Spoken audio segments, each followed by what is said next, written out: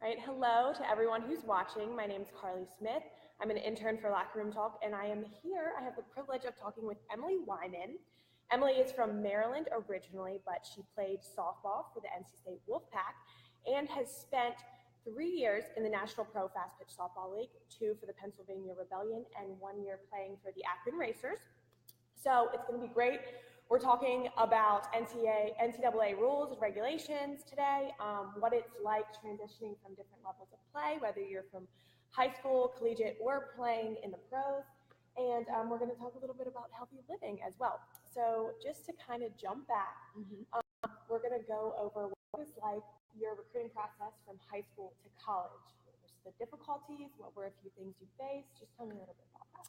So it was at that point in my life, it was the biggest decision I had to go forward and make with. And I think I was really unsure about where I wanted to spend 4 years in college. And it was a big deal. And so I think that was just tough to have to make the decision itself. At that point, when I was recruited, I was a junior in high school. And I committed to NC State my January of my junior year. Okay. So things have changed a lot since then. They have. They really have. They have been getting earlier and earlier with recruiting and just trying to be competitive at the NCAA level. And it's just been a huge transition. But the greatest part is that they've changed the ruling on that. Right. Actually, just recently, right? April 18th. Yes. So that was a really big decision to be made that I am very supportive of. And let's kind of explain the rules real fast. So the NCAA just passed recent regulation that prohibits early recruiting. The cutoff date is now, September 1st? September 1st of your junior year. Okay, junior year. So prior to that, there could be recruits even age 12, 13 being committed to middle school. To verbally committed exactly to college. And it's so competitive, but I just think that is too early for a 12 or 13 or 14-year-old to make a huge decision like this. And honestly, with the way that you can get better as an athlete, you may not even hit your peak until you're 15 or 16 or 17. Oh, right. So, it's for college coaches that are going out there looking for competition, you may be missing someone because they're young and they haven't gotten to their potential yet and really peaked the way they can. So I think that A, you might be missing some, or B, some get hurt or that burn out of the sport. And so I think that there's just so much advantage of waiting until your junior year to make your decision on college. But I think for me, like when I went through the process, I was really unsure of myself as an athlete. I didn't really have high expectations for myself. I kind of didn't know who I could be and what I could become. So I was very, I looked small. I looked small. So I'm from Maryland, and I looked, in Maryland, Delaware, Elon, Rutgers, Delaware. So I did look small, and then NC State kind of just popped up on the radar. I kind of was one of those slip through the cracks type of player, and so I think that goes to show you that time and maturity can really impact your decisions. Absolutely. Yeah, I mean, I'm sure you as a player could tell a difference between your underclassmen years in high school to just not even in terms of size growth, but just ability, maturity. Everything. Oh yeah, definitely maturity, and you kind of your experiences and everything. You start to get better, and you start to work on your craft more. So definitely. So what do you think, looking back, was your biggest challenge between the transition from high school to playing at the collegiate level? I think honestly it was expectations and time management. I think I didn't have a terrible adjustment physically. I had never really worked out before. That might have been the biggest challenge that I had gone through just initially in my freshman year. But I mean, I wasn't in a program, or I wasn't lifting weights or running conditioning. I can relate to that. Yeah. So, I mean, I was really just bombarded with, a heavy schedule and a lot of activity right out of the gate and into college. That was a big transition, and that was an adjustment, but nothing that you can't handle. And it's just, you just have to figure out your time management between academics and your athletics and then your social in between that. So Absolutely. And looking back on your recruitment process, are there some things that you wish you knew? Like, do you think you would use locker room talk kind of as an avenue of exploring what it was actually like to play softball? Yes, definitely. I think that this is a huge resource for student athletes looking at colleges and to play at the collegiate level. And I think that any resource that you can get now is great, and you can really get an insight and an inside look on what it's like to play at a school, or what the process is like if you're unsure like I was. And maybe it would have been nice to have some more support, more tools to help me and guide me along the way. So I definitely think that this is a great resource that I definitely would have used if we could turn back time. So, me too. Yeah. Me too. If only, right? Right. Okay, so we're kind of going to talk about now your lifestyle as a collegiate athlete. What, walk me through your lifestyle. So I had never really consciously thought about my health as a collegiate athlete.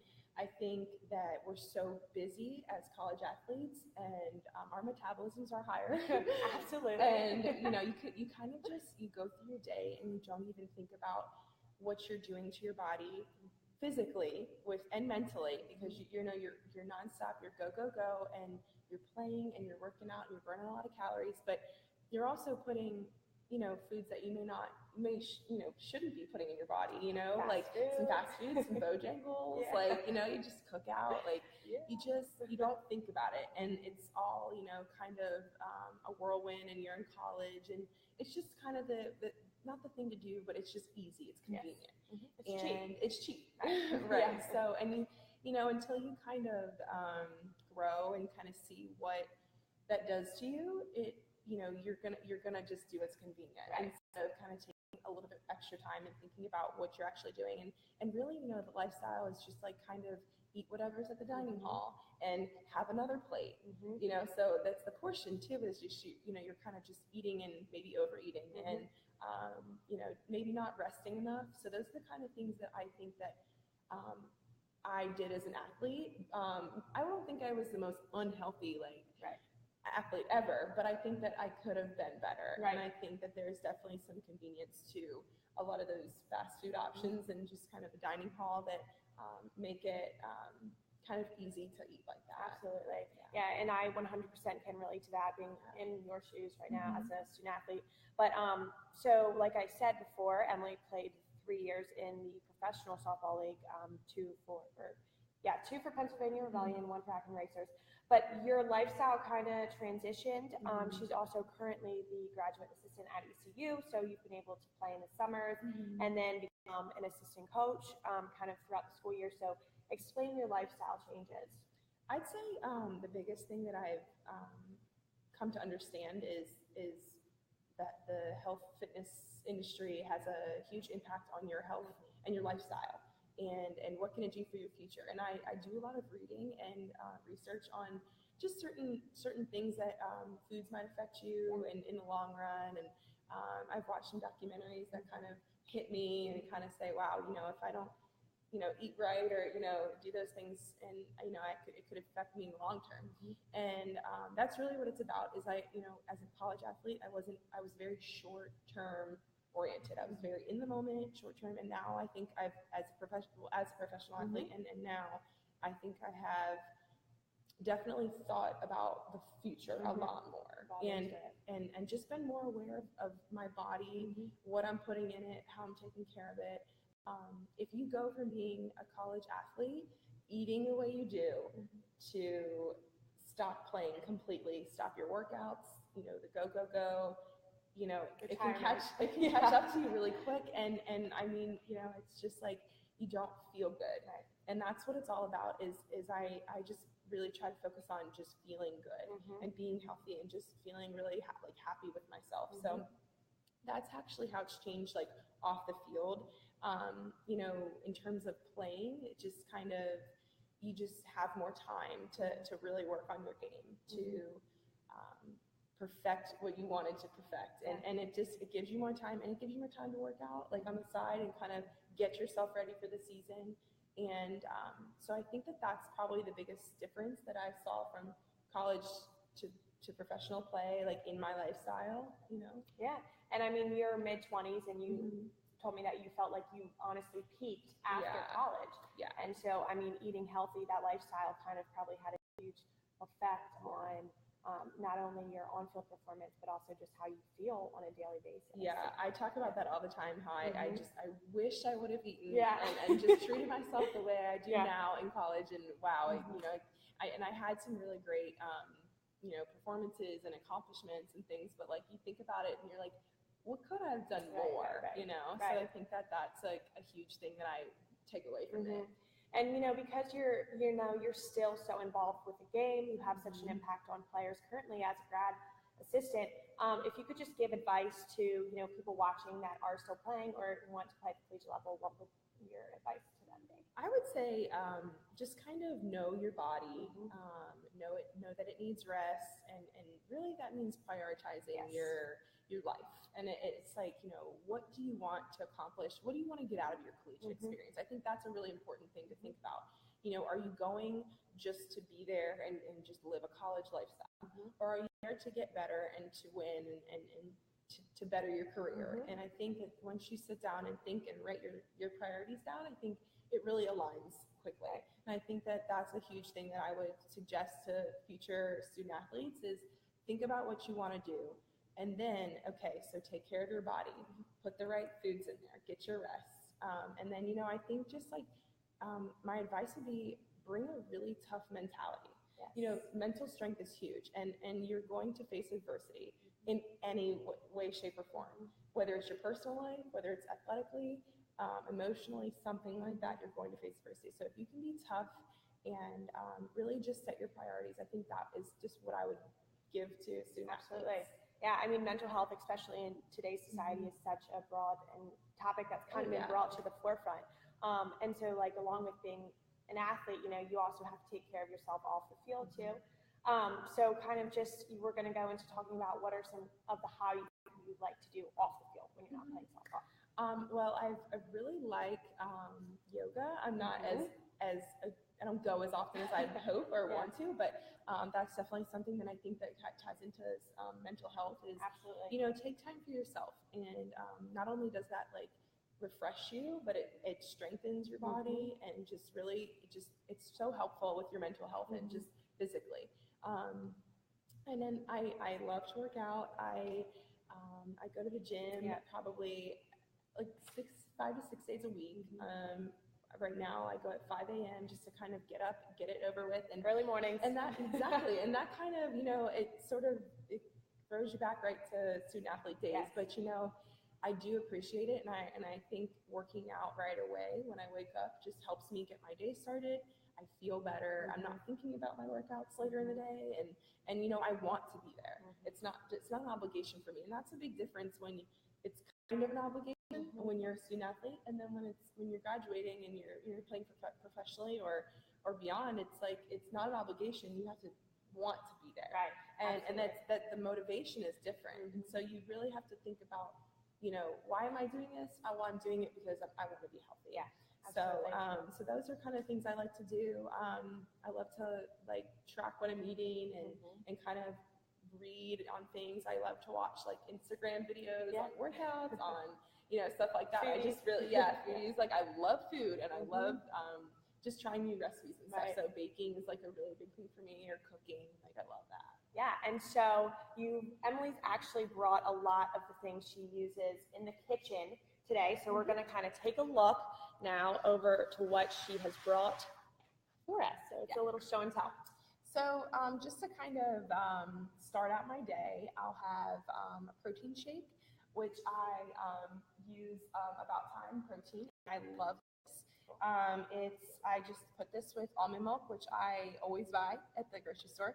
And then I have either some protein pancakes, some chocolate chip protein pancakes. They're so good. Delicious. And then I sometimes have, you know, some avocado toast. I like to put, I buy Greek yogurt all the time, and I like to put in my flax seeds and chia seeds in there, along with some granola. And then I put either like some blueberries or strawberries or raspberries. Great for protein. And these are your healthy fats, so they're really good for you. And then I'd like to have my favorite snack is the RX bar. These are great. They're really bars. good. So I've had good. them before. But what I love about this company and about these bars is they're all natural. Yeah. And when you look at the package, it's like there's no extra stuff that you don't know what's in there. It's really good for you. And they come in all flavors, which I love. Yeah. And then I do have a banana pretty much once a day. Right. And then here's a great lunch, tuna. I mean, not everyone's favorite, but I love it. Too. It's so easy. Yeah.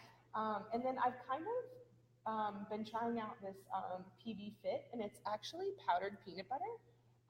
And it's all you do is add either water or almond milk. Oh, wow. And it's so good. And you drink the benefits, no, it's kind of just like peanut butter. Like it's a dip. Nice. So you could put it on your toast or on your banana or with celery or on peanut butter and jelly sandwich. Yeah. Okay. So yeah. And then what I love about this is and the reason why all you Jif lovers is that it doesn't have those those oils, hydrogenated oils, and additives. This is 50 calories. Low fat, 1.5 grams of fat per serving. Oh. So I love that. And it's kind of, you can make it cost effective, right? Yeah, definitely. This isn't that bad. And think about like how much actually in this. I wouldn't say I eat it like every day, right. But like if you just take a spoonful of it, it goes a long way. A little goes a long way. Exactly. So yeah. So and then I have some crackers, and I've actually brought some of my homemade bean burgers. If you guys don't mind us having lunch. Yeah. So I brought us some lunch. All right, what do we have here? Okay. So what we have here is put it up here. So yeah, let's do this. Okay, so yeah, let's get it cleaned out. There you go. Okay. And I made homemade bean burgers. I wish you guys could try this. I'll show you. So here you go. Yeah, so it's no meat in there, and it's made from just beans, like black beans, and roasted red pepper, some cumin, and some cayenne pepper. Okay. And so it bakes and it's very low calorie. And yeah, so try it out. It's with fat-free cheese. Wow. Yeah, right? It's pretty good, right? Even better. Mm-hmm. Okay, so it tastes just like a hamburger. Right? Mm-hmm. Tasty, right? And so I brought some, I don't know, do you like tomatoes? I do. I love tomatoes. Okay, well, we can try a tomato. Let's throw a tomato on there. Here you go. Oh, that's awesome. Go ahead. This is gourmet. This is gourmet for me because I definitely like the easy McDonald's quick fix. Right. However, this tastes better and it'll help me on and off the field, right? Yeah. All right, so just in conclusion, again, Emily Weiman, she has such an awesome impact. I'm personally a softball player, so she's kind of been my graduate assistant over the years. And just an awesome human, an awesome person. So it was great to chat with her today. I hope you guys enjoyed, the advice that she's given you. And, it's definitely healthy life tips. So thank you, Emily. Thank you. Thanks for having having us. us. Thanks, guys.